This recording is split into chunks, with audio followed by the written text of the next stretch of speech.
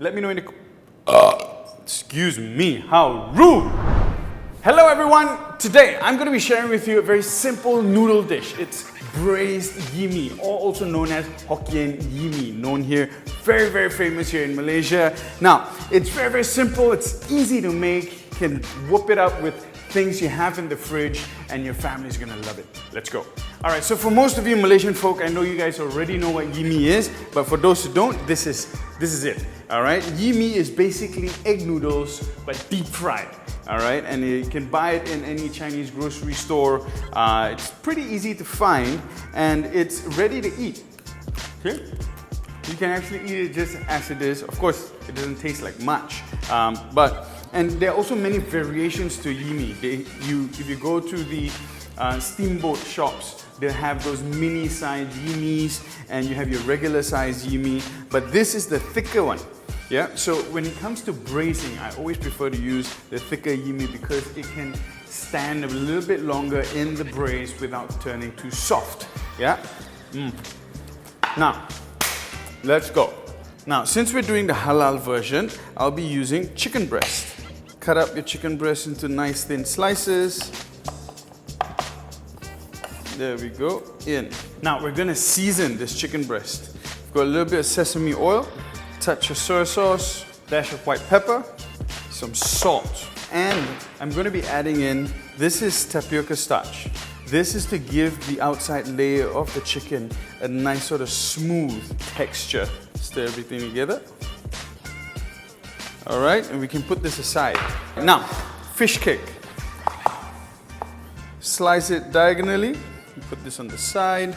Cabbage, remove the heart. Cut it to nice chunky pieces, put it to a colander. Just makes it easier to wash everything out in the end.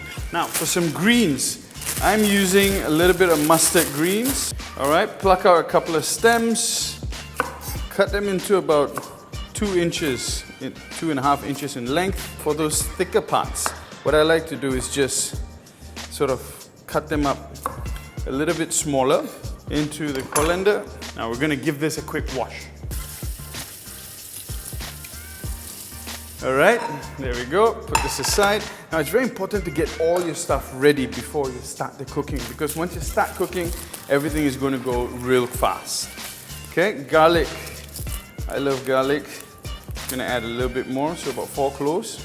Yeah, if you're not such a big fan of garlic, 3 will do, or even 2 actually. Smash. Remove the skin, mince. Alright, there we go. Now we start. Get the wok heated up, get some oil in. Now, fish cake goes in. Now the reason I put the fish cake in is because I want to fry up the fish cake. Once the fish cake gets fried up nicely, you get the nice aromas from the fish cake. Now the other seafood that I'm adding in, I've also got some prawns and some squids. Yeah, this is to give it sort of that nice umami flavor. All right, once you see that fish cake start to crisp up, add in the garlic. Get the garlic nice and aromatic. Now, this is the point where if you have stock, you can use stock, but you know, generally at home people don't always have stock just on standby. We're not a Chinese restaurant. So I'm using water. Now, for the stock, the powdered stock, I'm using sole fish stock.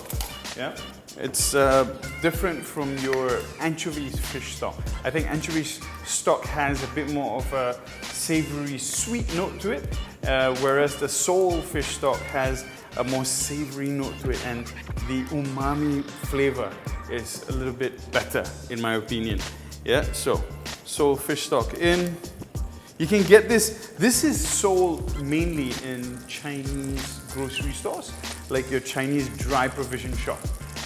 Seasonings. Now, here's the thing, when it comes to the seasoning of this dish, you want to use a balance of soy sauce, oyster sauce, and salt. Okay? If you just rely on soy sauce, you're going to get a sweet note at the end. Now, if you like it, that's totally fine, but I don't. Yeah, I prefer a more savory note at the end, so I'm just going to add in a little bit of soy, a little bit of oyster sauce, a dash of white pepper. Now, in goes the chicken. Now, for some dark soy. The Braised Yee Mee dish is quite dark in color, so here I'm using dark caramel. Just a touch of salt. Now, this baby goes in. Once your yee mee is gone in, put a lid on it. It will start to soften and braise in that liquid. All right, there we go. Nice. Look at that. Now, once the noodle is sort of softened, now is the time we're adding in the squids and the prawns. It's important to note that you do not overcook the seafood because, you know, it's not going to be good. It's not going to taste good. It's not going to feel right when you overcook seafood, right? Now, vegetables goes in as well. Need a little bit more liquid. There you go. Cover it up again and continue to allow it to braise and steam away. Nice. There we go. Beautiful. Look at that. Now this is what I mean. If you're going to braise the regular yee mee, yeah, thinner thickness yee mee, it's gonna get soft very, very quickly. Now, if you use a thicker size yee mee, it can withstand the braising a little bit longer, and therefore, you know, when you braise it a little bit longer, it gets a bit more flavor, it absorbs more flavor, and all around, it's always for the better. The longer you braise anything, the better it's always going to taste. All right, now let's have a look. Woo! My friends, ladies and gentlemen, this is looking absolutely beautiful. Turn off the heat and we're ready to serve.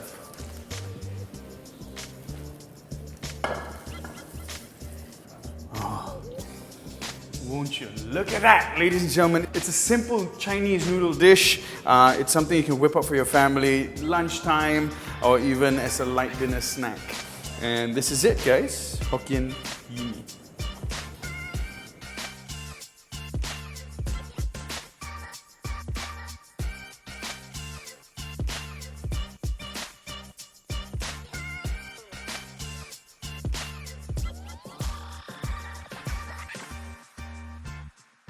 And now we're going in to taste. Well, I mean not to taste, but to eat, because I already know what this tastes like. I make this at home all the time. For family, kids, absolutely love it.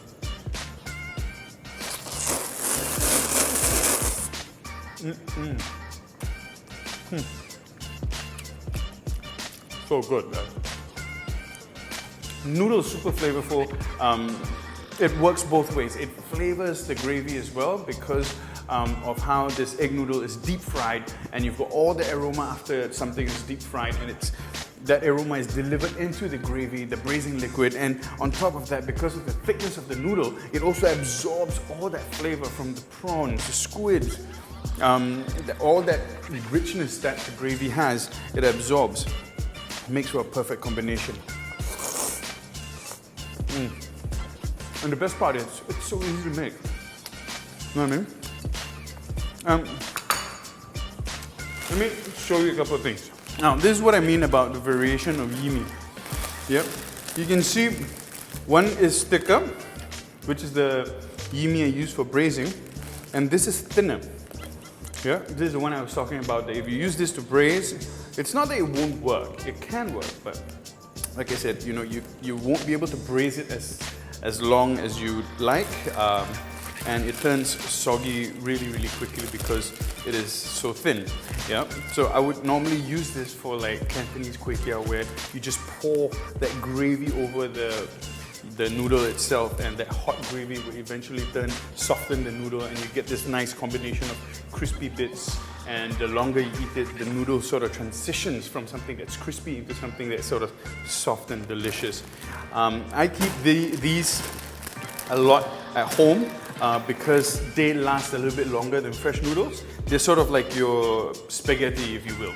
It's stuff that you can keep in your house for a couple of months so that you can have it whenever you feel like it. Alright guys, thank you so much for watching. I hope you've enjoyed this content. If you've enjoyed it and you think it's add value to you, I hope you click the like and subscribe button. And really guys, try this out for your family. I'm sure they're going to enjoy it. And let me know in the comments down below, guys, what you think. Alright, take care and I'll see you next week. Now, me and my crew, we're gonna go to town on this Yee Mee. Did I say that?